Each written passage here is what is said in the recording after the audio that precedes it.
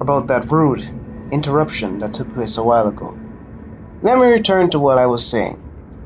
Within this massive Frostland, there are multiple entities that do various things. Some of the things that these entities do in terms of how the mechanics of it works is that they're either there to provide resources or act as points of interest where people huddle around, or areas where you might find other forms of technology and machines.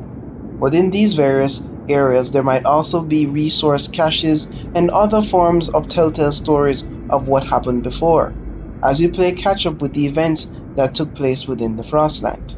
Most of the information can be found within the machines and wreckages that lay within the Frostland, suggesting that there were massive amounts of movements of machinery, manpower, technology, and other items within this massive area.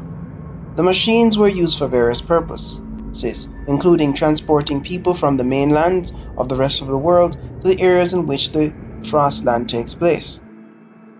Setting up a base within an Arctic situation nearing ultimate freezing temperatures is a bit amazing and fascinating, which is why the Frostpunk game is one of the most fascinating games I have, to my own understanding and experiences within it played.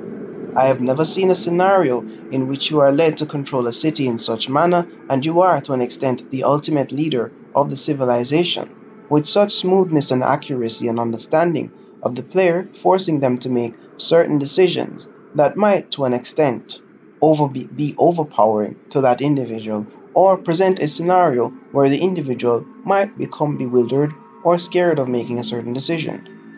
Each decision within the game is carefully thought of and carefully placed. All of these things go in contact and contract with the understanding that the endurance mode will need to have some form of specialization in terms of the Book of Laws. A community member mentioned that the Book of Laws might need to be changed. The Order and Faith trees might need a bit of tweaking and adjusting to adapt to the current changes that are to occur within the endurance mode. These changes might be associated with the prolonged survival of civilization. As known within our own time and universe and perspective, civilizations usually do not stay stagnant for very long periods of time. There is some sort of hiccup or upheaval or disturbance of the natural balance of the system. The only time a civilization maintains its current status is within a democratic setting, where all individuals within the society have the ability to vote for a particular issue or have a say in the running and understanding of the civilization itself.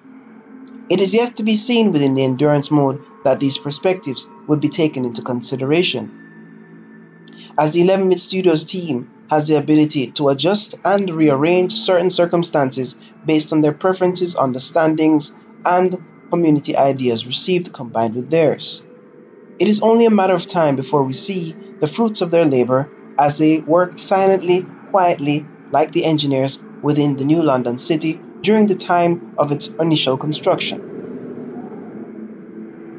But what do you think of the endurance mode? What are your ideas? This is the local Lord Librarian, and we're going for a short break, and we'll be back in a few minutes.